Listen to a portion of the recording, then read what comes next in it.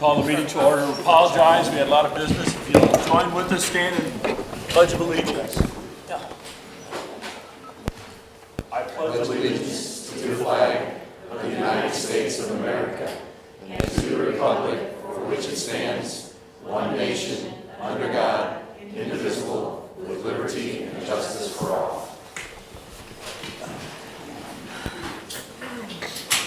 As I said, I apologize for us being a little bit late. A lot of business this evening. Moving along, I need the motion to approve tonight's agenda. So move. Second. Moved and seconded. Any discussion? All those in favor signify by saying yes. Yes. Yes. Opposed, no. Ms. Beto, it passes. Approval of the Board of Education. I need a motion to approve Board of Education meeting minutes for January 22nd, 2015. Second. Moved and seconded. Any discussion? All those in favor, please signify by saying yes. Yes. Yes. Opposed, no. Motion carries, Ms. Beto. I need a motion to approve the Board of Education meeting minutes. I think I just did that, didn't I? Well, it's on my, the 16th, I'll change it. The 16th, January 16th, 2015. I did them backwards, Ms. Beto. I hope that doesn't mess up your neat notes. Do I have a motion to that effect for January 16th? So move. And seconded? Second. And seconded. Any discussion? All those in favor signify by saying yes. Yes. Opposed, no. Motion carries. Next, we have no patron comment cards this evening, so I won't bore you with the rules and regulations to patron comments. I will go immediately to Dr. Knost and his superintendent comments. Good evening, thank you. A couple of good things going on in the district, good things to share. Community education was featured by local media this week for their summer expo, which is coming this weekend. The interview focused on how the expo is a great place for families to figure out what to do this summer. Is it this weekend? Am I saying that right? The summer expo is this weekend, yeah. Interview focused on how the expo is a great place for families to figure out what to do this summer. More than 85 area organizations will be at Marquette High School on Sunday from 11 to 3 for district residents and non-district residents to get information. Should be a great event. Congratulations to Lafayette Junior Chris Foley. Chris scored a perfect 36 on his ACT. That deserves a round of applause.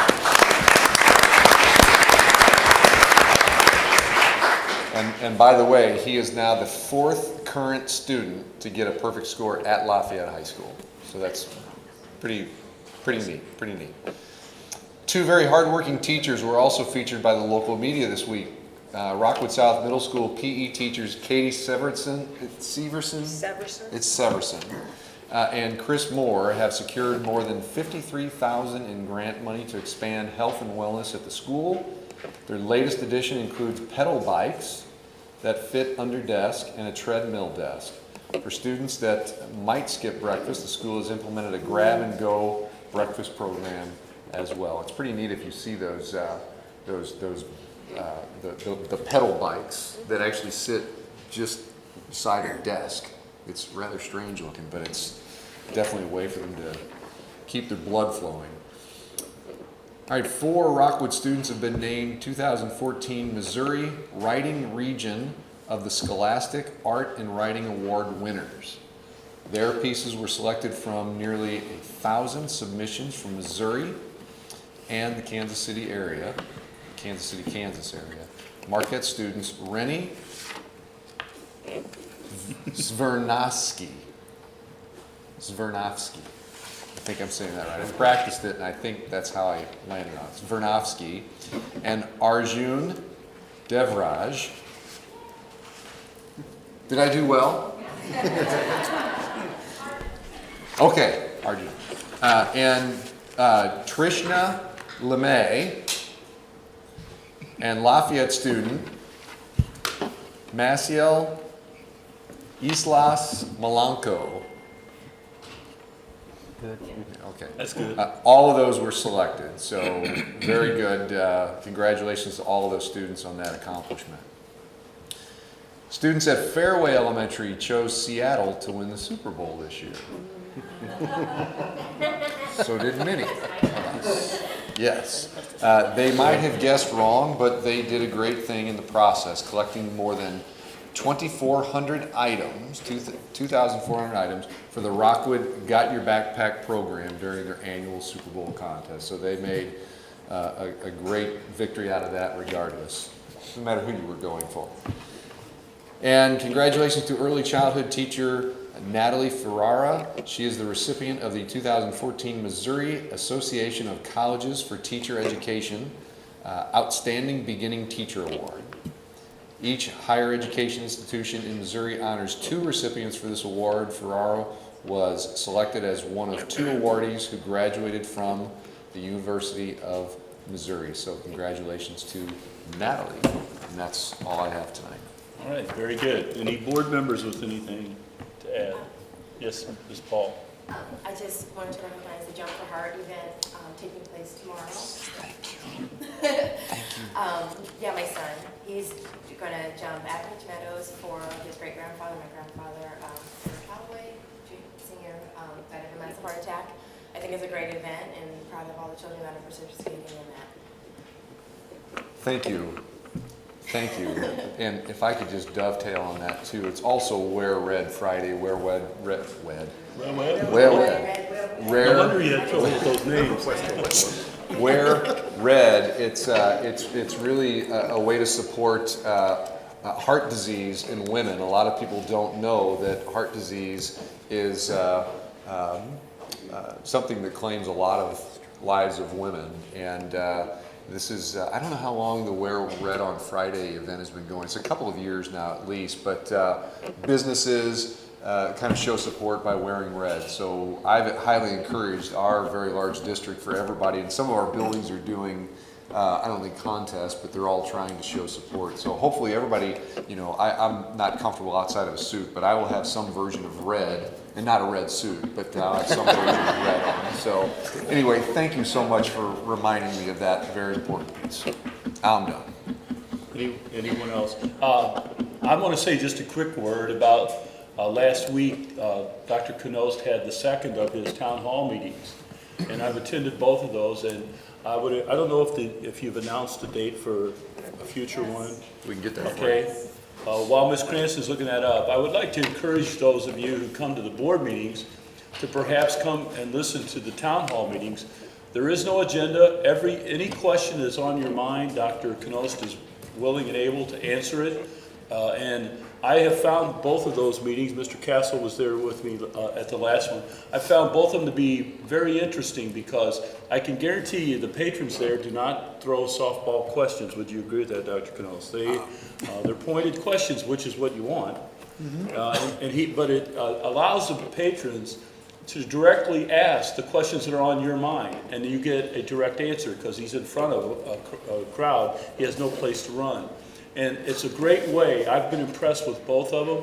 The crowd, I felt like, picked up from the first to the second, yeah. And it definitely did, and I'm hopeful that in the future more of you show up at those because it's a great way. As we as a district, since I started on this board, and we started with a goal of improving the dialogue and the interplay between us and the people of this district, it's one of the best things that I've seen going on for that, and I would encourage you to be there. So I just want to, Mr. Castle, if you have anything to add, or No, I thought it was great. There were a couple of questions that were pretty hardball questions for him, and you know he gave good answers, and I thought it was the community was pretty engaged. I don't know how we could be any more transparent. It's the April 15th at LaSalle. Tax day. April 15th. For those of you who have your taxes done, you can just come right down there and spend a fun evening with the superintendent. And I'm sorry, Ms. Cranston, I want to announce so everyone can hear. Where is the next one? LaSalle Springs Middle School. Okay, very good. At LaSalle Springs on April the 15th. All right. Bill, Yes, sir. I've had the opportunity this week to visit 2 of the elementary schools in the district. Now, I must confess it was as a result of my job, my other job. And it's amazing when you walk in these schools and what you see. And I visited Gaggy Elementary, and then I visited Blevins Elementary. Each of the people I met with are administrators in those schools, they took me on a tour of the schools. And if you ever get a chance, just go tour some of these elementary, middle, and high schools in the Rockwood district. But the reason I bring it up is not only are our teachers teaching all day, but they're doing things outside of school to help our students learn. And that's not just them, it goes for the administrators. These two administrators have programs that they have started in their school. One is to get one-on-one with students who are struggling, whether, whatever kind of students, get one-on-one help within their school. And the other one is to get more and more fathers into the school. And it was interesting, he said, fathers are great, but sometimes they hesitate to come into the elementary schools because they're not as comfortable as the mothers. And he's trying to get them to be more comfortable. But that's only two examples of what the teachers, the administrators, and the parents in our district are doing to get the inclusion of all of our students and our patrons. You get a chance, you should just listen to some of these sometimes. They're just amazing what our personnel in the district are doing these days. Very good. Any other? Appears not to be, so we'll move along. Next, I need a motion to approve tonight's consent agenda items as submitted. So move. Second. Moved and seconded. Any discussion? All in favor, please signify by saying yay. Yes. Opposed, no. It carried, Ms. Beto, despite Dr. Kinder's. All right, next is a motion for Social Work Month. Mr. Terry Harris is going to come forward, and that's the only name I have. If there are other people that are coming up to speak to that, but we have I'm going to have the motion first. Motion to proclaim the month of March as Social Work Month in the Rockwood School District. Can I have a motion to that effect? So moved. Second. And seconded. Mr. Harris. Dr. Terry Harris. Go ahead, Dr. Harris. Sorry. Greetings, Mr. President and members of the Board of Education, Dr. Canos, and members of the Superintendent Cabinet. I am Terry Harris, the Coordinator of Educational Equity and Diversity for the Rockwood School District. It is my pleasure and honor to ask the Board to proclaim the month of March 2015 as National Social Work Month, specifically the week of March 1st through the 7th, 2015 as School Social Work Week. Dr. Canos often discusses the role of educators as ensuring all students to thrive in this world.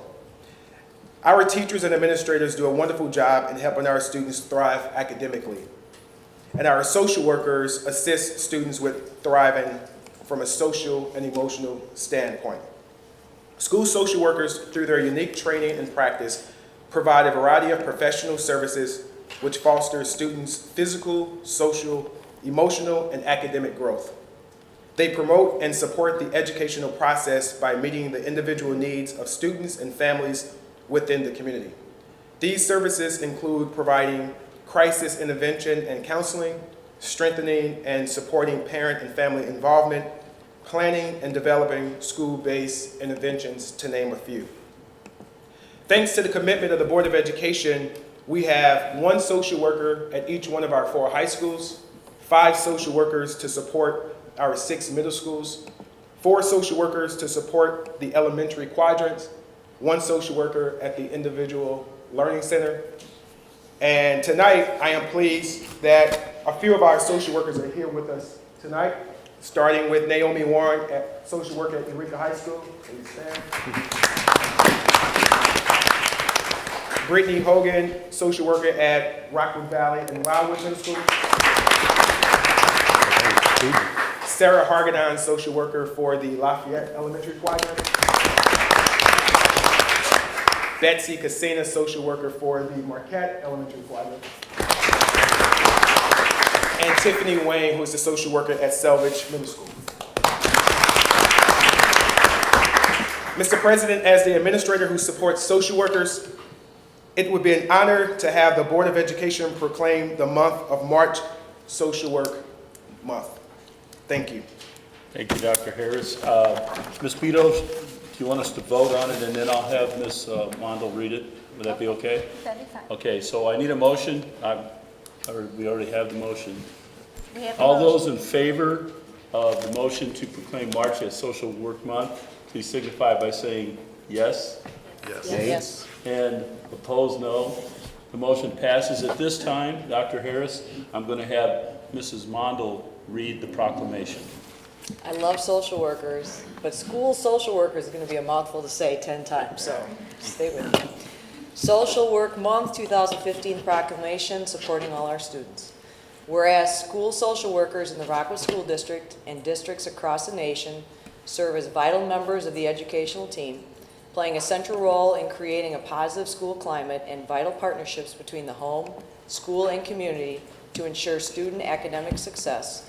And whereas all children have the right to safe environments and quality education, and whereas dignity and compassion for all students help define a school's character, and whereas the primary mission of the school social work profession is to enhance well-being and help meet the basic needs of all students, especially the most vulnerable in our schools, and whereas school social workers help students at every grade level function better in their classroom, school and home environments, improve their relationships with others, and solve personal and school problems. And whereas there is a growing need for school districts to address services offered by school social workers for students' emotional, physical, and environmental needs so that students may achieve academic success.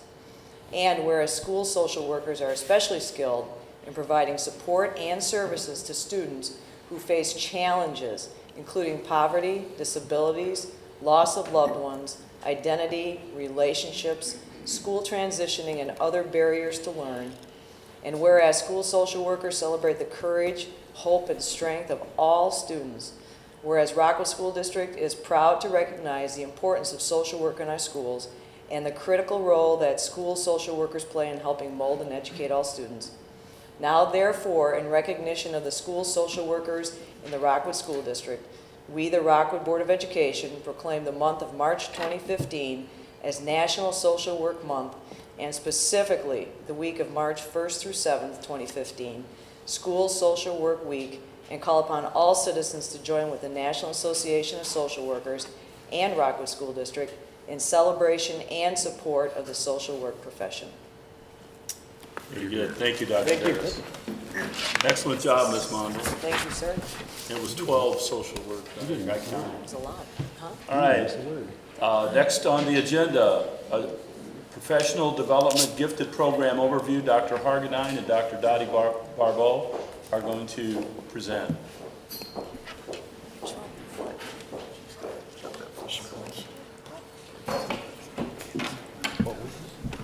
Good evening. Thank you for having us here tonight to talk about our school's gifted program. As Terry Harris just mentioned, Dr. Knost often talks about helping students thrive in the world, and our gifted program certainly does that.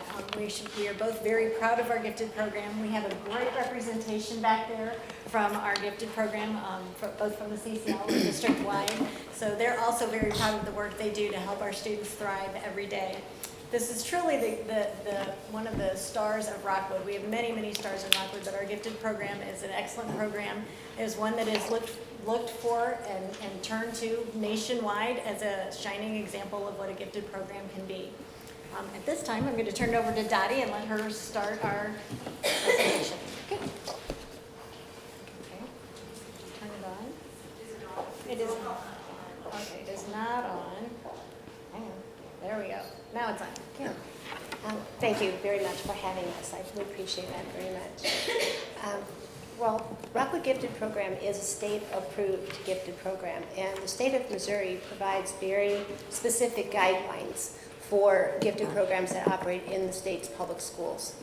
This first slide is a capture of a couple of statements that typically come as a surprise to people that I present to in our school district and in others on state-approved gifted programs, and you'll see that the Missouri states that it's important for us to know that gifted programs are not designed for the typical high-achieving students, not specifically for kids that you would normally recognize that are getting straight A's across the board. The gifted programs are designed for those kids that demonstrate abilities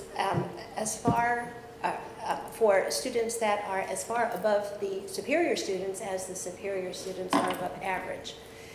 And this can be, we call it a myth, but it can be a clear misunderstanding, and that represents the importance of professional development and learning on what is a gifted student.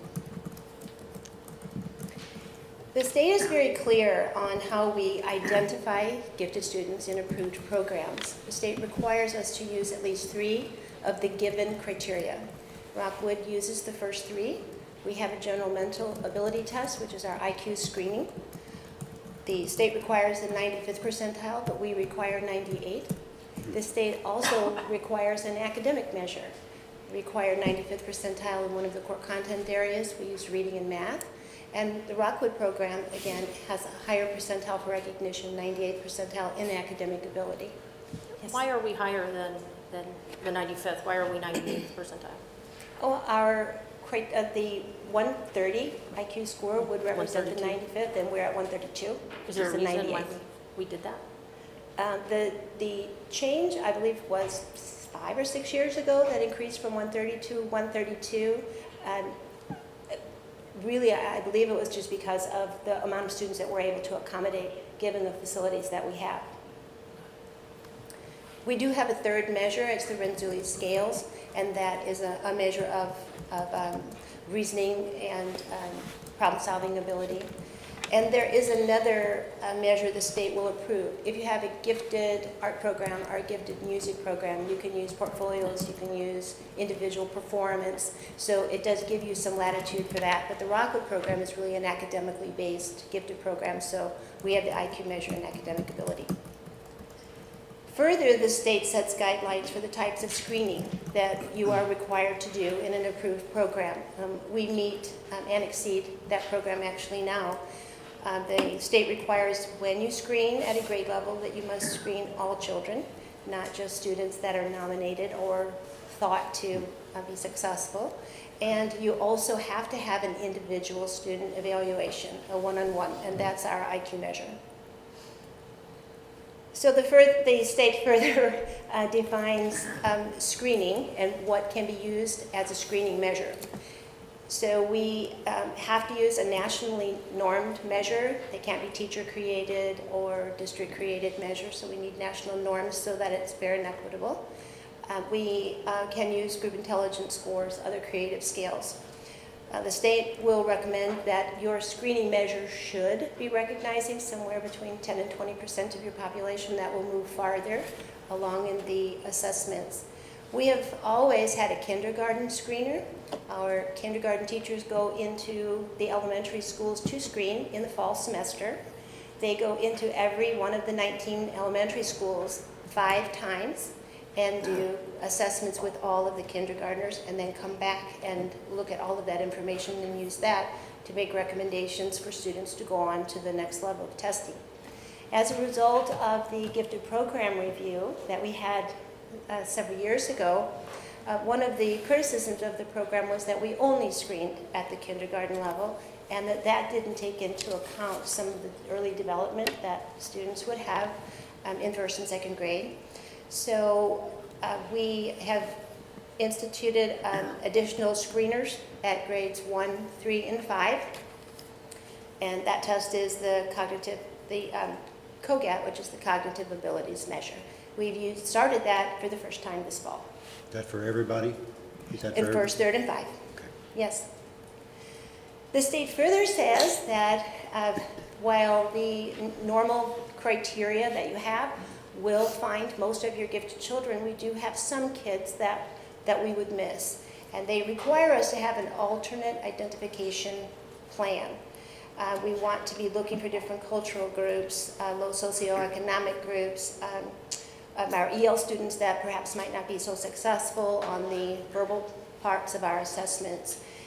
Rockwood has had, from nearly the beginning of the program, what is called the treasures component.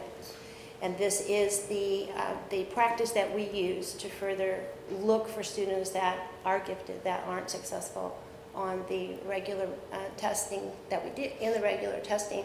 The Treasures program is really a nationally recognized program. We are the model program for many of our schools in this state, but across the country when they're looking for ways to do this. The Hanover Research Group, who our district is now using for a source of information for many, many topics, cites the Rockwood Gifted Program when you search programs for alternate identification plans. So all of that leads to how does that equate to the students in Rockwood? So our Rockwood gifted population is 16%, which equates to 3,491 students in the Rockwood School District. Those further, yes, ma'am. What is the state average, about 8 gifted population? 5%. 5? 5%. Okay, so we're extra gifted. So our gifted population then breaks down further. In elementary school, it's 1,150. We have 52% that are males, 48% that are females. We do have students that are on IEPs or have 504s. That's 5% of our gifted population. And we have students that also participate in the free and reduced lunch, and that's 4.6. There's several different components of our gifted entire gifted program, and I'm going to have Dottie explain those components. I just wanted to tell you just a little bit more about treasures. I had already mentioned that to you, but we have a regular talent search that our identification office and our two psychometrists do twice a year screening. We look at all of the available test data that we have in the district.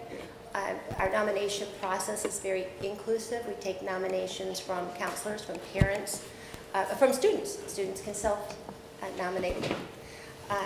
We work in collaboration with Dr. Harris's group, the Educational Equity and Diversity Office, so that we are certain that we have our eyes on all of our students, not just our local population students. We do have a very clear and transparent nomination process.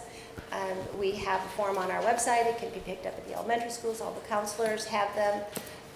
That parents fill out and give permission to test. Once we receive the paperwork, we start the process for the initial testing right away, and we will test any student that's nominated. So we have our program broken up into 3 components: our elementary, our middle, and our high.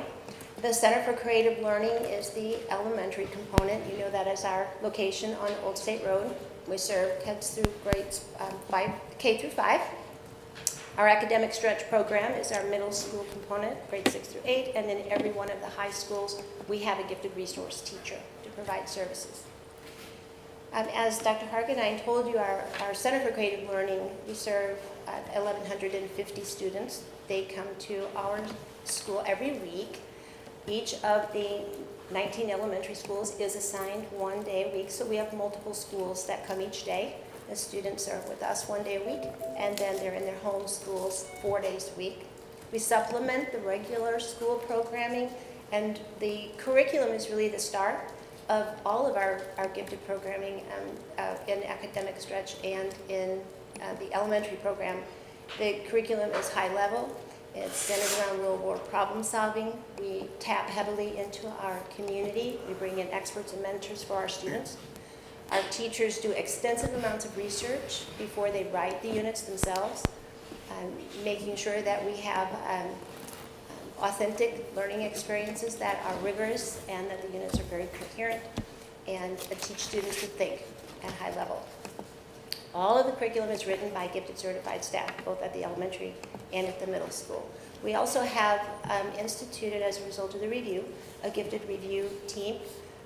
We have excellent curriculum writers that have formed a committee, and we read and provide feedback to our teachers as they're writing and teaching curriculum to assure that it's rigorous and to levels of grade level, and that it taps into experts, resources, mentors across the spectrum. The academic stretch program is a little bit different. It's at our middle school, and it's a standalone class. Students register to take that class, and as currently the academic stretch class is paired with our compacted challenge language arts.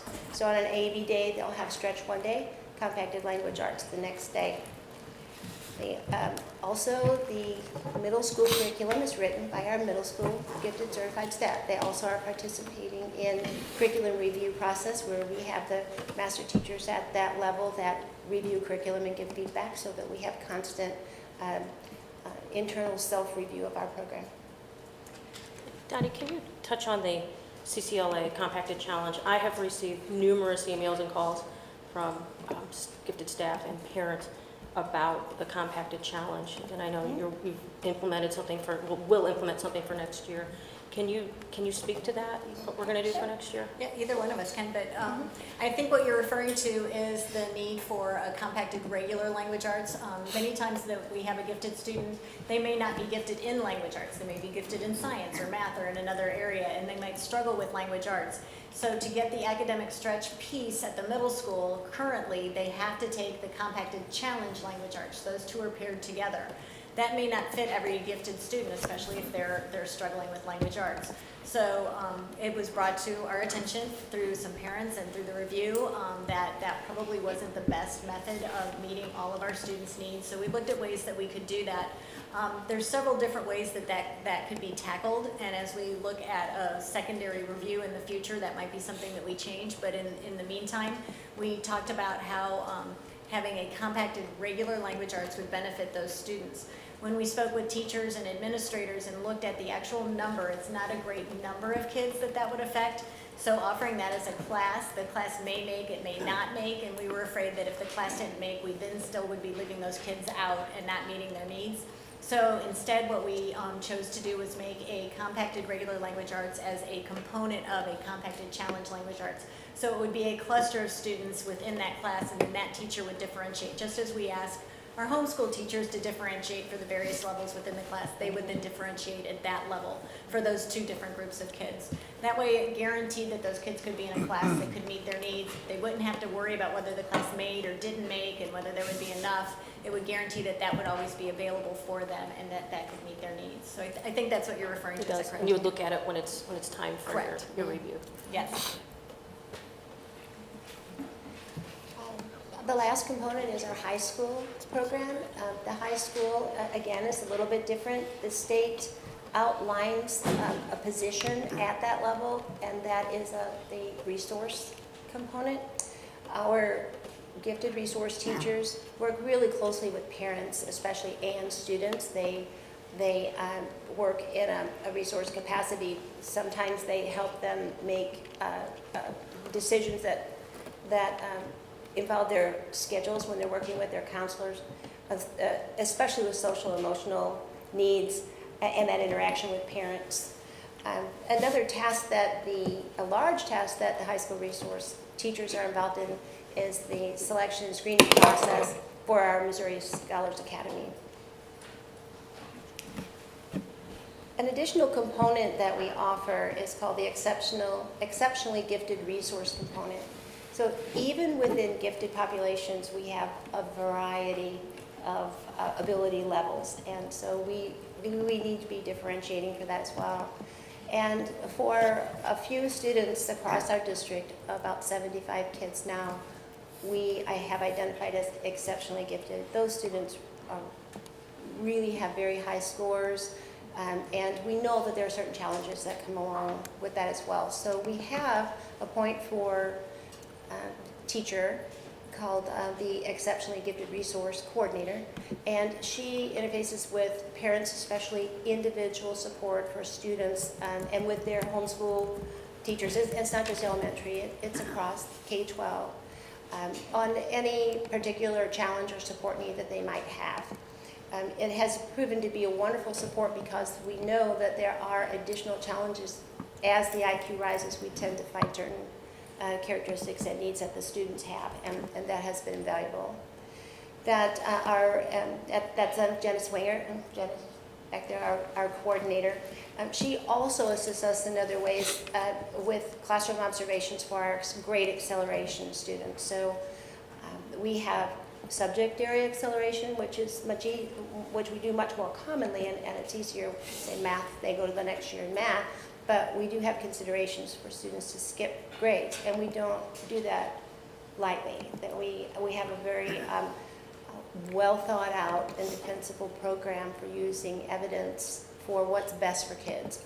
And that supports our mission statement really well, knowing that we need to be helping all the students to reach their potential, and Janice helps us with that.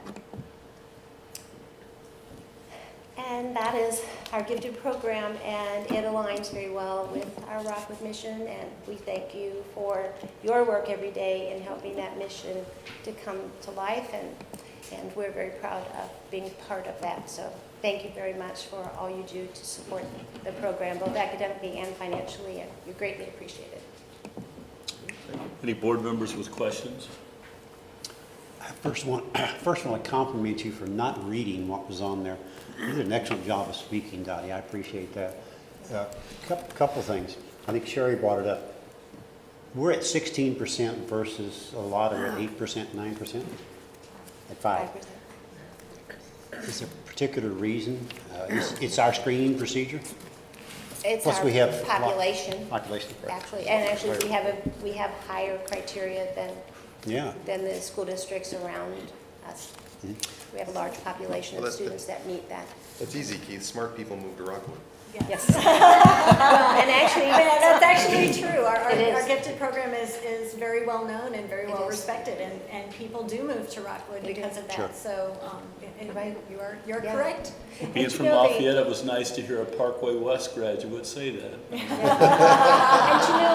you know, your statement is really true, and that our Rockwood Gifted program is really a model in the state and the nation. And this last fall, we hosted the entire Kennard staff and administration to see what we do, because they're trying to improve what they're doing. So they're modeling some of the things after our program. We had 40 staff members that came for a day and observed.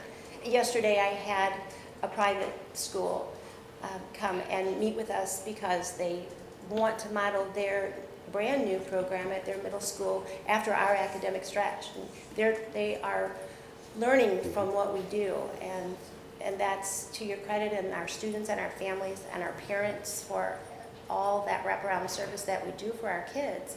But it really is something to be very proud of, and we are. We had a consultant come in 2 years ago or 3 years, right before you came in, and offered a lot of suggestions. Yes. What's the status of those? Yes. Well, we're moving along and making a lot of positive changes directly related to Dr. Callahan's report. Last May, we came and provided some of the updates that we had already had in place, and we continue to look at those. Our staff has been wonderful at taking it as really positive feedback. They're viewing it as learners and how can we improve that continuous improvement model. And we have our list, and we're constantly moving forward on that. Thank you. Thank you. Comment and a question. So you have about 16% of our population, about 3,500 students. Isn't SSD about the same? The number of our students served by SSD is about 3,500? We're 13%. 13. So, I mean, that's almost 30% of our population, these two groups. And I think our gifted teachers handle these children exceptionally well. I have to say, you have a unique relationship with these kids. Can you touch on some of those special characteristics and some of those needs and those quirks that these gifted kids have that are unique and much different from other children? Are you speaking about twice exceptional kids that would also Just be both of identified them, SSD probably. and gifted, or just gifted? Either one. Either both. one. Certainly. The first thing that we always use as an example is just they are different thinkers. Learners that look at the big idea, or they're whole to part learners versus that part to whole needing sequential. Part to whole learners need sequential learning more, but gifted learners start off with that big picture and need to find other ways to think about issues. Gifted learners often have what we tend to call the things we love about them, the intensities. You can look at many characteristics of regular children, and they're sometimes just more intense. Social emotional needs are something that we pay a special attention to. They care about global issues more than you would expect. Social justice is really important, what's fair and what's equitable. That question always about why. They want to know, why are we doing this? Why is it important? That almost insatiable need to learn something, constantly asking questions, finding something that they're very passionate about, and needing to know something that's important about why they're learning. And the teachers that can answer that question, and our Rockwood teachers are wonderful. My 3 children went through the district, and I can speak for that. They're wonderful teachers. And knowing that if you're able to answer that question for them, connect it to their life, then you have them. But if you can't, it's really hard to motivate them. So, Well, thank you for coming. Dottie, I think you said there's a component in there of advancing students in grade level before they go into that grade, right? I mean, you may have someone who'd be normally a 3rd grader, you could maybe move into a 4th grade. Do we have any idea how many students that is? I don't know. It's a lot. Yeah. Because that happens for all students. for It's all not kids. just the gifted students. So Right. many times we will have students that, might be really, really good at math, but not that gifted component. If you remember back at the beginning of the presentation, we talked about the state of Missouri saying that it's those that are so much farther than the really smart kids, those superior kids. And so what you're speaking into really is for all children. And we have a lot of children that are very good at math, for an example, and so they may not be identified as gifted, but they might move ahead a grade level in math. That's how we because differentiate. Absolutely. That's right. That's all it is. Absolutely Right. how we differentiate for all Right. students. But And we have an acceleration policy, and it's not a gifted policy. It's for Sure. all of our kids. And actually, we have 2. We have 2 sets of guidelines, one for subject area acceleration. Typically, that's in math, but it doesn't have to be, but that's the easiest way to facilitate, and that's where most students need that. But we also have grade level acceleration, and you don't have to be identified as part of the program. Most of the kids that are interested or really qualifying and need to bypass the grade level, most of them happen to be in our gifted program, but we facilitate that for all students. The acceleration piece is sort of under our umbrella, and that's for all children. is that an evaluation process for these students to move to the next level? Yeah, it's very evidence-based. Yes, we have criteria that we go through, and that isn't done with just one person. I just participated with Dr. Iborg yesterday with a principal to consider a student for grade acceleration, and that student is not part of the gifted program. But we do it as a team approach. We met with the principal, the counselor, the grade level teacher, the psychometrist. I'm involved, the potential receiving teacher. Our gifted program counselor interviews the student one-on-one and talks with the child about that. It's a very comprehensive program. It's not taken lightly, and most children don't need to grade skip. But for some, it's the right thing to do, and it meets their need to meet their potential. And so we do it when there's clear evidence that it's the right thing for children. Good, thank you. Any other? Is there any reason, I know there was some money sent for early childhood, just to observe the classes. Is there any reason they wait until, to do the evaluation, that kindergarten, for half of the year, and then have them go that half year versus, observing the children and maybe going through that process so they have the entire year there in kindergarten with you, or? There are several reasons why, and most of it's just knowing the child development stages, partly their need to be in their home school setting, and we have an opportunity to assess them within their classroom setting to see how they're interacting and within that setting, and with the screening assessments that we do. At that early age, we bring them in the second semester, and that lays that foundation for coming full-time in the first grade. It's a combination of when is the right time to assess, when's the right time for them to come developmentally. It's very young. Some programs that have center-based do not do kindergarten at all, correct? That's right. Yeah. Some do not. I had a comment that was relevant to what Ms. Rogers said. I think that I so appreciate the way you showed the program and how it's comprised and the students, and I think there was a time, I think people are more aware of this now, but I think there was a time when some folks may be confused by seeing students with IEPs in a gifted program. And that's just, unfortunately, there's some stereotypes that go along with this, but I think it's such a good question because you talk about the ultimate example of differentiation. There are children with IEPs that are exceptionally bright, Absolutely. but their learning is challenged in different ways, much different than a child that's just exceptionally bright versus a child that maybe has a learning disability or what have you. But that, I think, is the real understanding and the real special part, for lack of a better word, but the uniqueness of a program like this, that it just is the ultimate example of differentiation because you truly do have just the full spectrum.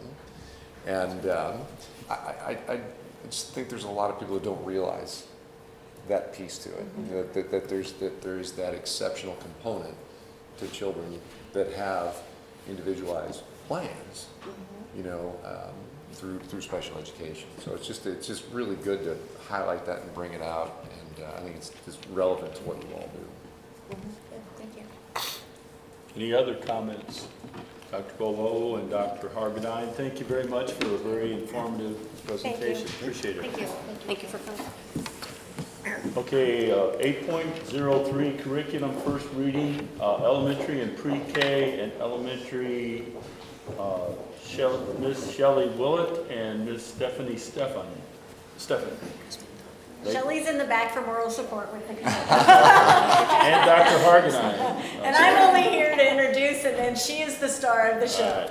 So this is not mine, this is hers, but and all the credit goes there. But if you remember, a few weeks ago, we did a professional development presentation for you on curriculum. We walked through our new curriculum process and some of the forms and things that you will be seeing tonight. And this is one of our very first presentations of going through that process. And I think you'll enjoy the presentation and be appreciative of the end result. As I said, we have the committee members in the back. They did an excellent job working through this and helping all of the teachers that were involved in this. But we have some of the very dedicated ones back there in support, and Mrs. Willett is back there with them. But I want to introduce Stephanie Stefan with this. She is definitely the leader in this and deserves all the credit in making this a reality for our teachers and our students. All right, well, thank This you. one's yours, and I'm going to go back Oh, and you forth. want me to stay? Oh, I'll stay. Oh, it doesn't You want me to matter. stay? You want to do this? You can, Okay. okay, give me my clicker. Okay, I'll so boss you're her around. I'll be your clicker. You boss me around. Just afraid I'm gonna kick your foot. No, you won't kick me. All right, well, thank you for having me. I am thrilled to be here because I am so excited to present this exciting new curriculum to you. When Karen gave me all the credit, really, I can't take the credit because I have an amazing group of teachers.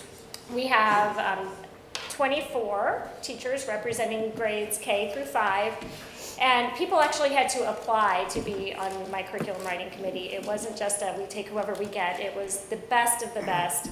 And I truly was so lucky to have such great people supporting me and working so hard with me. And also the leadership of Shelley Willett has been amazing. How fortunate am I to have a new boss who was a former language arts coordinator, so she has been a blessing.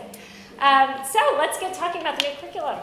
All right, some changes. The last time our elementary English language arts curriculum was revised was in the year 2008. Back then we had core conceptual objectives, and they were listed, just pretty much a list of objectives and facilitating activities to go with those. Now we have our Missouri Learning Standards grouped into instructional units to really make that instruction make sense. In the past, we would get our curriculum binder and it would sit on the shelf. Now we have instructional units that truly are instructional units and intended to be taught, which is really exciting. A few years ago, I presented to the board, I don't know who all was on it a few years ago, talking about our new digital curriculum that was coming, and we have been working on it ever since then, so I'm thrilled to be the first one to get to have my curriculum all digital, and it's going to be really linkable and interactive, so it's really exciting. Also, in the past, we used to have grade level expectations. Now we call them essential course outcomes, and I'll get into that in a little bit in more detail. In the past, speaking and listening and language were kind of their own separate standards off on their own. Now it's integrated into every unit. We want our kids using those language skills and speaking and listening in everything they do all the time.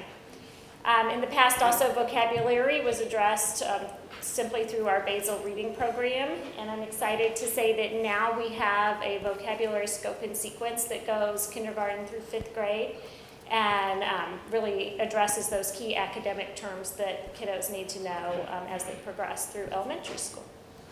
All right, the biggest change is meant to be in instruction and assessment. We could have the best curriculum, and if it doesn't impact our instruction, then it's not worth having. So we have some really big changes with our instruction that's taking place. In the past, like I said, we used to have facilitating activities. Now we have model lessons.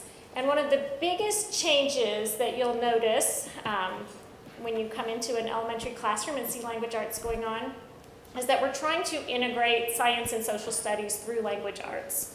Our classroom teachers are always saying there's just not enough time in the day. We just can't get all of these standards in. So we've been working really hard to take science and social studies and incorporate it into our model lessons for language arts so that teachers can see that connection. They can read about the science topic during language arts time and then do the science experiment later and save time that way. So we're very excited about that.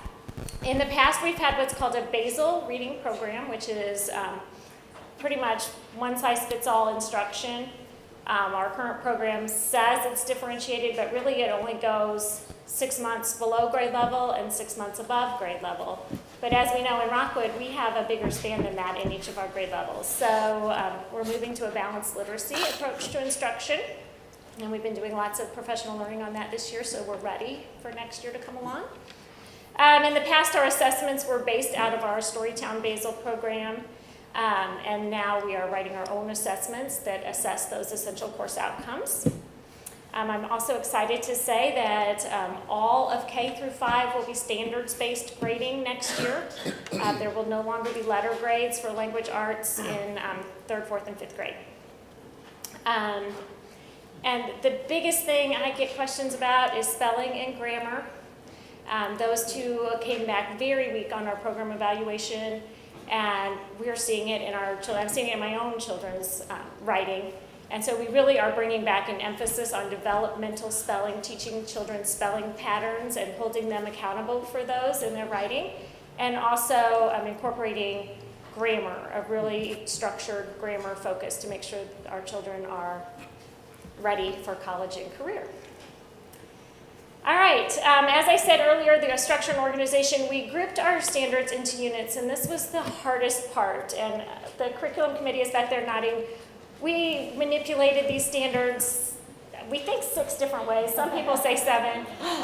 We have worked very hard.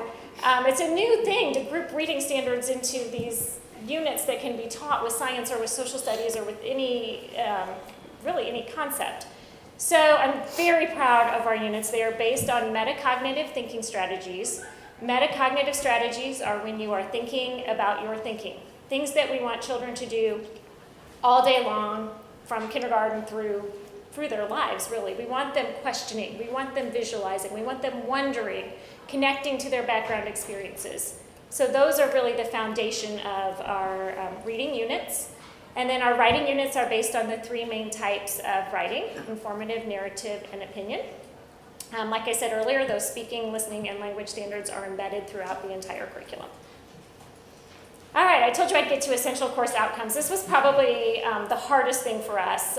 When we wrote our units, we decided which standards would go in each unit, and then we looked at those standards and decided if they were a major standard or a supporting standard for each unit. And then we took all the major standards and grouped them together, and it was, I think, about 24 per grade level, which is too many to track and assess for kiddos. So we grouped the standards together into what we are calling the essential course outcomes. And those essential course outcomes are what we will monitor through our differentiation, through our response to intervention, through our acceleration, and they will also be what is reported on the new standards-based report card. Professional development. This has been a big part of my year, in addition to writing the curriculum, has been teaching the teachers. We really want our teachers to feel prepared because we are really changing the way reading and writing is taught in the elementary school. So we started August 6th. We had a big kickoff day. We have been learning about balanced literacy and how to change our instructional practices. And we had the October, February, and May early release days.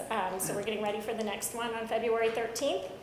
And we also have a district database of professional learning opportunities. On my insider page, there's a balanced literacy section where teachers can click on different topics they want to learn about and either see an article or video clip.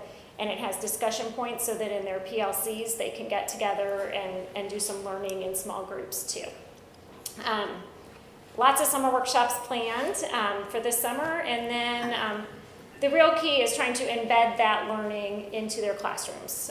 We are working on proposing literacy coaches to come and work with those students. You'll get to see that proposal soon. So we have some really trained teachers that can get in and help support teachers as they implement this new curriculum. We will also have implementation provided from the different companies that we work with for our resources.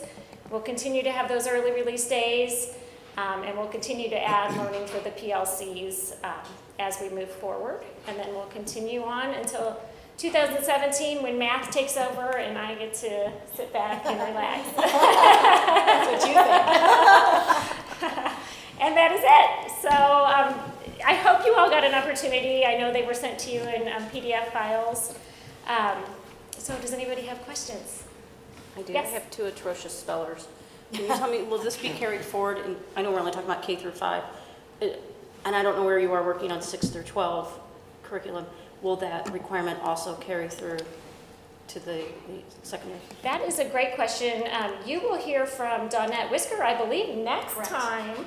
She does the 6 through 12. She's the 6 through 12 language arts coordinator. But Dawnette and I work very closely.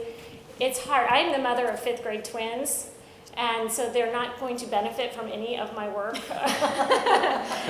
it's disappointing because they are losing out on that. You know, it's once you get to 5th grade, you can't spell. You know, I don't want to say you're hopeless, but you've missed all that opportunity as a child. So we really do need to have something in the middle school to support those students. So I'm with you on that. I'm glad to see it. A lot of parents will be as well. I do have a 2nd grader that there's still some hope for. Steffi? Yeah. Did you use the backward design on this, or did you use another design? Did you use Grant Wiggins' design? We did. We did. We really tried to keep that end in mind. You know, when you start and you think about what are we wanting our students to end with, what is our goal, what do we want for, and that's really how we came up with the metacognitive strategies. We kind of used a backwards, forwards, flip-flop design at first because it was kind of new to us, where, you know, how do we do this? And we were changing, you know, Matt Fredrickson had left, we hadn't met Shelley yet, and we were starting all of this, and as we went forward with it, we really did focus. Finally, one day we're like, okay, we're starting over. What is the end? What is our goal for these students as they leave 5th grade and go into middle school, and then designed our curriculum with that end in mind. This does align with the state standards, or wherever we are on the state standards right now? It does. There are certain situations where we have higher expectations. We, you know, as we know, we're Rockwood, we're higher. And a lot of that came about with we unpacked all of the standards to what we think our students in Rockwood need to know, understand, and do. And then we wrote proficiency scales for each of those standards as far as what does it look like to be proficient in that standard in Rockwood, and what can we do to go above. So we also have that resource for the teachers. The last thing, the summer workshops, are those mandatory, or how's that work? We have planned for 9 hours of summer workshop per elementary teacher, which would be a day and a half. So we're hoping to offer at least 3 options so that they can't use the excuse of I was on vacation. But as we know with contracts, we cannot require teachers to come in the summer. So if they do not come in the summer, then there is a day when we get back for teacher work week that they'll come and get a modified training in that day. Good. Originally, we were gonna say you don't get your materials until you come over the summer. But we'll see, we'll see if that pans out or not. Everybody wants it now. Is this going to be a model for the other programs? It is. It's exciting to be the first. The new online curriculum is going to be really neat. It's when you get to see you got the PDFs of the units. But if you have a standard you want to know more about, it will link you to that unpacked standard. So you can see what work we did with that. And it'll link you to that proficiency scale to see what our expectations are for students. Is that available only to Rockwood teachers now? So we have sort of a copyright, or what do you want to call it? We have Carl Weinrett, who is creating and designing it himself. Carl, it's We better have than a Carl. copyright. And it will be, parts of it will be accessible to parents.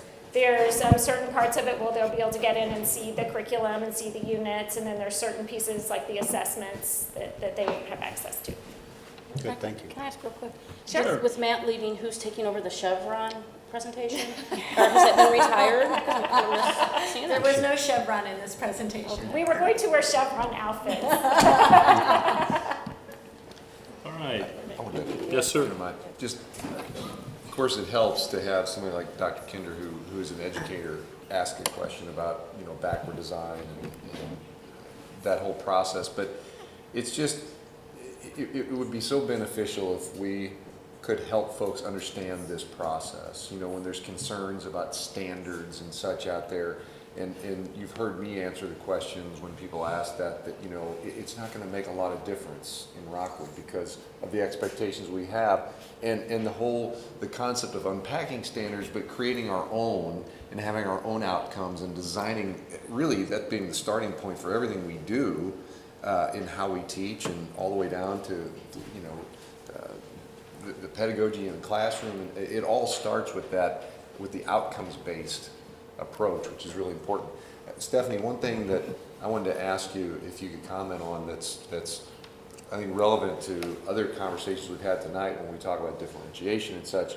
You mentioned the concept of going from a basal reader and moving to a balanced literacy approach, which is I applaud those efforts. I mean, night and day difference, and it's a little nerve-wracking to think about still saying the word basal at this day and age. But something else that's neat, along with, we talk a lot about response to intervention and the idea of building a catalog of interventions, and I'm witnessing a lot of examples of the use of the LLI, the level of literacy interventions, which is, I think this is worth mentioning if you don't mind, a little bit of how we utilize level of literacy to, for our readers. And Absolutely. Another part of my wonderful job description is overseeing the reading intervention program in Rockwood.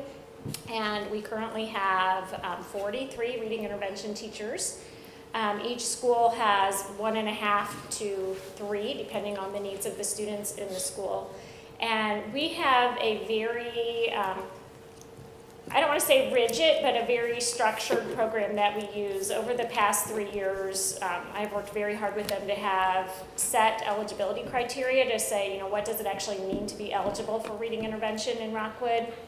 And in addition to that, then set exit criteria for, how do we know when they're ready to go back to regular classroom instruction and they don't need both classroom instruction and intervention.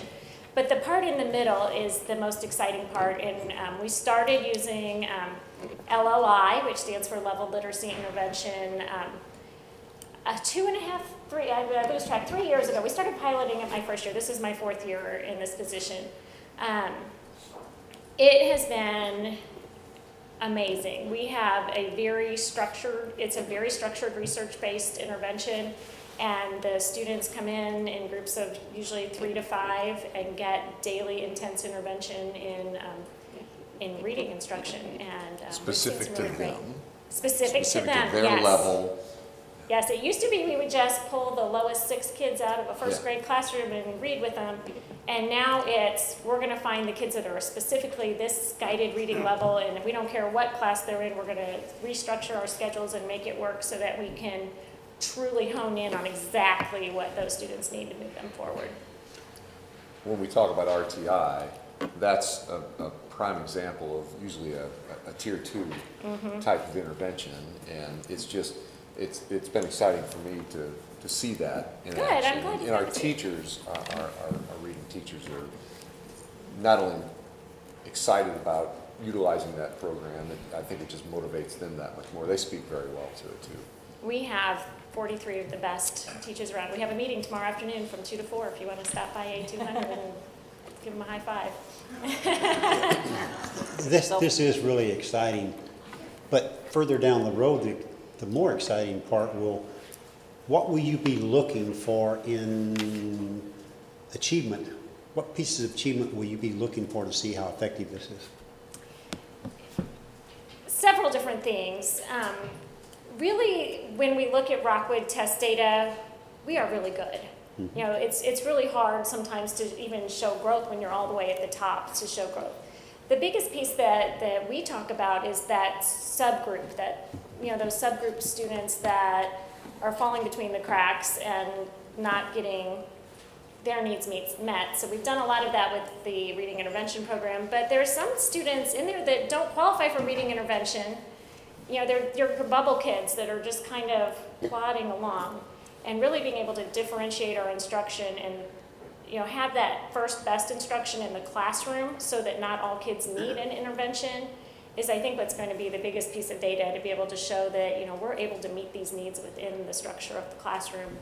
You know, we'll still have our intervention teachers, but, you know, really getting to meet the needs of the Is this flexible enough down the road that if you start this and you see something that's really not growing like you want it, you can change it on the fly, or do you have to go back through the whole process 5 years down the road?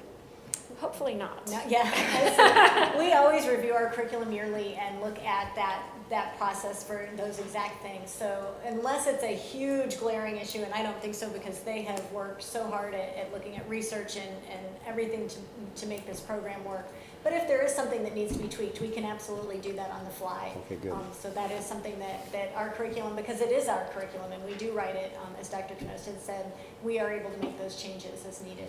That's outstanding, thank you. And I think one other thought I'll interject about what we look for down the line, this is pre-K-5. We hear a lot about early intervention, and what we know, you know, there's those analyses that say for every $1 you spend on early intervention, you know, it's worth that much more later on down the line. But I think that's what it's really hard to impact change and ability for high school students. This is how you change the ability for high school students. You create curriculum, you design it to impact and differentiate and do all the things we need on those early interventions. And I think that's where we look far down the road is our kids that move on to the secondary schools, and we compare those scores, you know, annually and 5 years and so on and so forth, and I think we should see big improvements. Right, any others? I need a motion to postpone approval of K-5 language arts curriculum as presented until the February 19th, 2015 board meeting. So move. Second. Moved and seconded, any discussion? All in favor signify by saying yes. Yes. Opposed, no. Thank you, ladies, thank you very much. And it passes. That passes, Vito, in case you're curious. Next is an annual review of the policy and regulations concerning electioneering guidelines regarding board governance. Ms. Kim Cranston is going to regale us now with some of those do's and don'ts. Thank you, Mr. Brown. Good evening, board members, Dr. Knost. As Bill said, every year we do an annual review of policy and regulation 0380. In addition to discussing this with board members, Deb, do you mind to open that? Thank you. We also will spend time with our administrative council, which consists of all of our building and district level administrators, discussing this policy and regulation. We already have information for staff posted on the Insider. We will continue to give them regular pieces of information about this policy and regulation. I have already presented to the President's Forum, which, as you know, is an organization consisting of all PTO presidents. I also will be working with the Citizens Committee to share this information with them. And then I also work very closely with our Teachers Association to make sure they have this information and they are sharing it with their membership. So having said all of that, you can tell that we spend a great deal of time with staff to ensure their understanding of this policy and regulation. And additionally, we spend time with parents and community members to ensure their understanding also. So if you will look at policy 0380, it highlights the general provisions and restrictions regarding electioneering. And I would just highlight those because the regulation goes into specific details. And then we also have a do's and don'ts chart that was prepared several years ago by our district legal counsel, and that is also distributed. So if you look at the policy, you'll notice that the very first thing it says is that the board recognizes the right of employees as citizens to engage in political activity. I always remind people that just because you work for Rockwood doesn't mean the Constitution of the United States does not apply to you, nor do you give up your First Amendment rights. You still have those, and you may still participate in political activity. Having said that, there are statutes that apply to our work as public officials or public employees being paid by the public.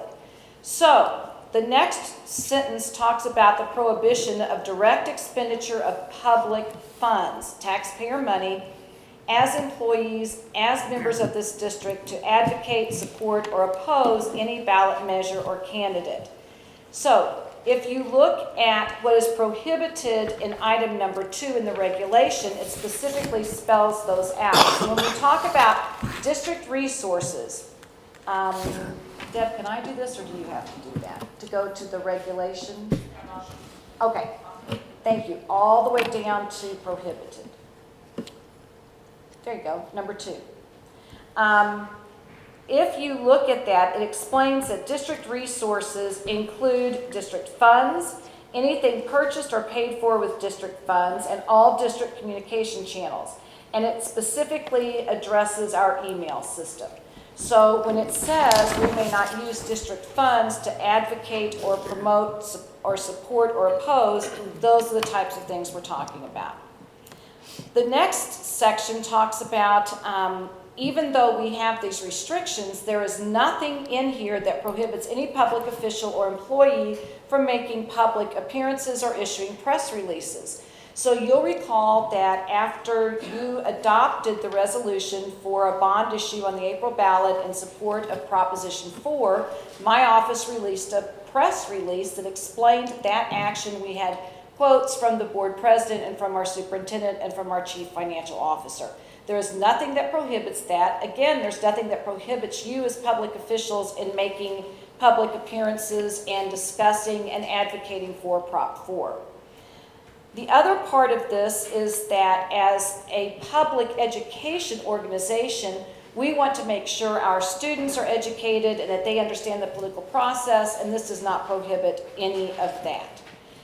Finally, the prohibitions that you will see in this regulation really deal with that last part of the policy where we talk about district employees not participating in political activities during the school day, during their contract hours.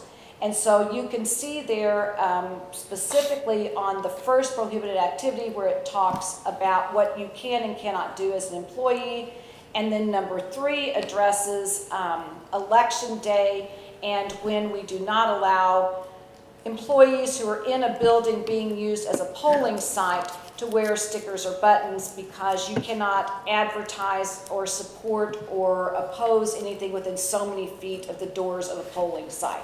And instead of measuring that off, we just say if your building is being used as a polling site, don't wear your buttons or stickers that day.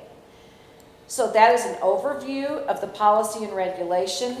I will tell you, I think it is very specific. I think the do's and don'ts chart clearly spell that out. Thank you, Deb. You can look at that. And again, we share that. We talk about that with our employees. And as always, if there are any questions, we contact District Legal Counsel. The one other thing that I would remind you of in terms of any information that is disseminated, That all has to go through the communications department. And we work carefully to craft the information that is informational only about any ballot initiative, and then that goes on our website. And that website becomes the resource for any staff member or community member. And prior to any of that information being posted, it is sent to legal counsel for their review. And once we have that approval, those resources are posted on the website, and then everyone knows they can utilize that. And next week at the Administrative Council meeting, Dr. Knost will be sharing that information with administrators in the form of a PowerPoint that they will be able to use with their own staff and community members. Questions? Comments? Do we know what schools will be used this year for polling? I don't know if we've received that list yet. It comes through community ed and it goes there. I think it's a little early for us to have It's it. not confirmed just yet. The election official did tell me it will be the same that were used in November. And tentatively, he thought, I can get that list to you, but it's Yeah, not we don't have it finalized. officially They're not yet. final. They haven't finalized it yet, the election Haven't they board. in the recent couple of years sort of curtailed the use of school premises because of, are they getting worse? I don't mean worse, No. mean more and more? I thought they'd curtailed some of those. In my conversations with people at the Election Commission, what they have said to me is because there is such a lack of public buildings to use, they rely on school buildings. And there's actually a percentage of voters where they have to say we have to have a polling site here. So a lot of school buildings are used, and Rockwood has a lot of buildings. And it includes the annex too. A side note, last year, if I remember right, there was a big issue on purchasing the names of parents and addresses in Rockwood. And did we take care of that situation? You're referring to the Family Educational Rights to Privacy Act, commonly known as FERPA. And in school districts, you have the ability to declare certain, or to designate certain information as directory information. As in many school districts, parent email addresses are considered directory information. Last year, based on consultation with our attorneys and looking at the numbers of groups who could be asking for that information, you did change that. So that regulation now says that that information cannot be provided in these types of election issues or circumstances. Good. I was just checking to see if you remembered it or not. Yeah. Thank you. Yes. Thanks, Keith. Wait, you passed your test, Ms. Cranston. Thank you. Any other questions or comments? Thank you very much. Yes. Next, we have a problem or PIN form for policies regarding food service. Mr. Tim Rooney and Ms. Carmen Fisher are going to present, and then we'll make a motion.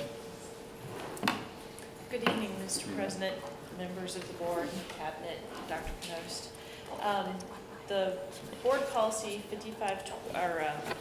board policies 5510 and 5530 have been modified to, or proposed modification due to, on 5510 it's a grammatical, and on 5530 it is due to a change in federal regulation. The language that was previously in the policy is no longer used by USDA, so it just reflects the Healthy Hunger Free Kids Act of 2010. Any questions? Okay, I need a motion to approve the review of policies regarding food service. So moved. Second. Moved and seconded. Any other discussion?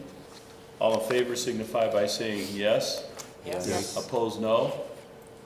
Ms. Pito, we're on a roll. Thank you.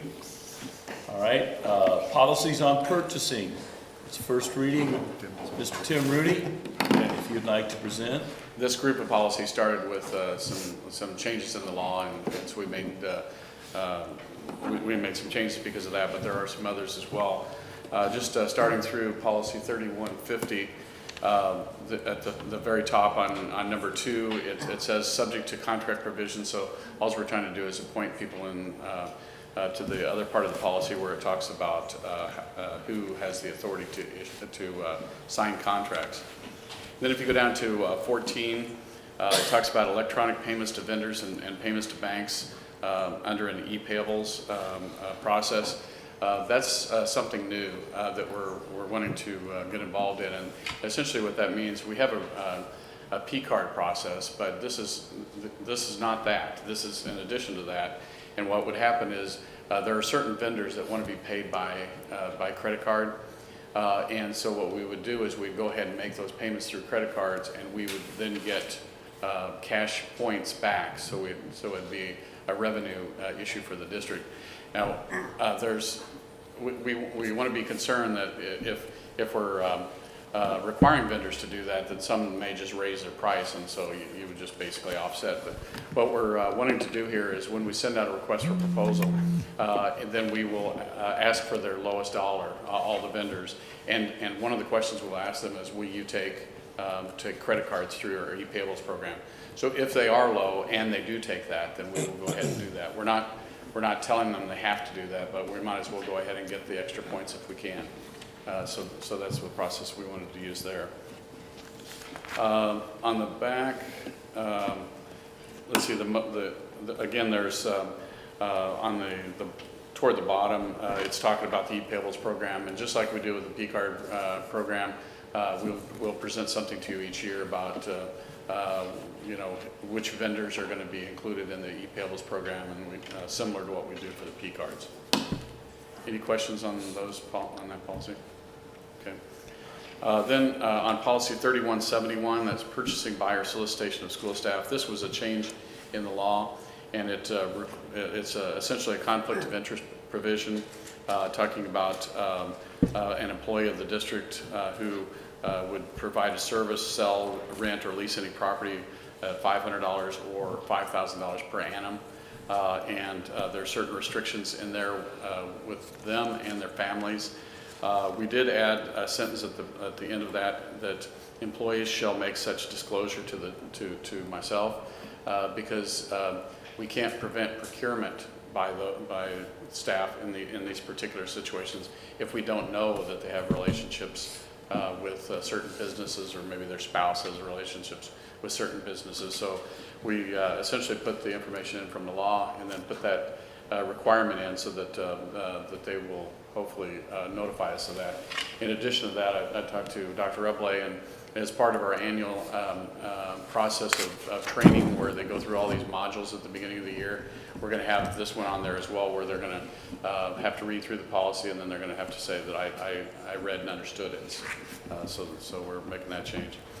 On policy 3330 on bonded indebtedness, we changed this policy when after the state auditor came in.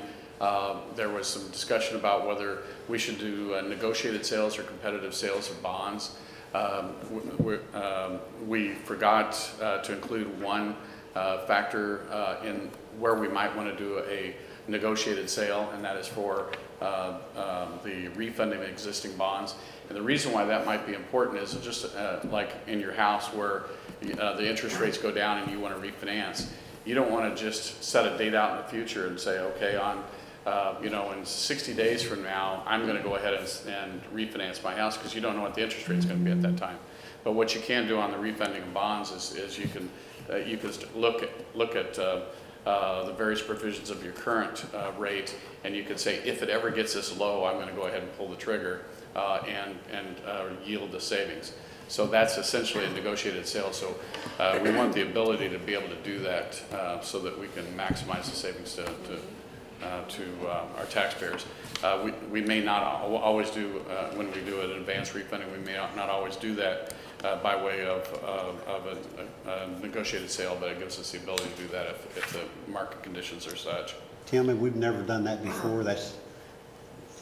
No, I think we've done we've done negotiated it, sales. it just wasn't written in policy that we could do that. Is that right? Or no? Yeah, but we changed the policy just a couple of years ago and tightened it up with regard to competitive versus negotiated sales. But we're just adding one more exception because of those factors. Good. And the last one is on, I'm sorry, no, it's not the last one. Travel and reimbursement policy 3440. It's just basically an editorial change. We added in, instead of those, we called them employees. Under policy 7120, procurement of architects, engineers, and land surveyors, there's the most substantive changes in the end of the first paragraph where it talks about, it gives the legal citation for the procurement of those services. Tim, I have a question. Oh, yes. Up at the first green there, request, the district also recognizes that a construction contractor retained by the district may request a particular architect, engineer, or land surveyor. Are they subject to the proper bidding procedures? No, they're not, and that's kind of a unique characteristic of Missouri law, is that you cannot ask for their price. You have to go out through a request for qualification where you are asking about their credentials and what kind of projects they've been in and how well they might service the district. You're not allowed to ask for price. Then you choose the one that you want for a specific project, and then you negotiate the price. And if you fail to reach satisfactory negotiations, so you can then go to the second one. It's kind of, in some respects, it's kind of an unusual law, but I assume that it was based on the fact that you know, you don't want to just go with low bid on when you're designing a new building. So they require you to go through the qualifications. That becomes the number one criteria. Then on the next one, policy 7210, there's a similar statutory citation in that in that policy as well. Okay, any questions or clarifications needed? Only one of these was the result of the audit, is that right? One of these 6 was a direct result of the audit? Well, we had already changed it because of the audit, and when we changed it, we made it too restrictive. So now we're allowing the refunding of bonds. So really, what you're dealing with tonight is not because of the audit. It's that when we really tightened up on restrictions, we didn't allow that one exception. Any others? I need a motion to postpone approval of the 6 policies on purchasing listed below until the February 19th, 2015 Board of Education meeting. So moved. Moved and seconded. Any discussion? All in favor say yay. Aye. Opposed no. Ms. Beal, passes. Agenda item 8.07 is no longer needed.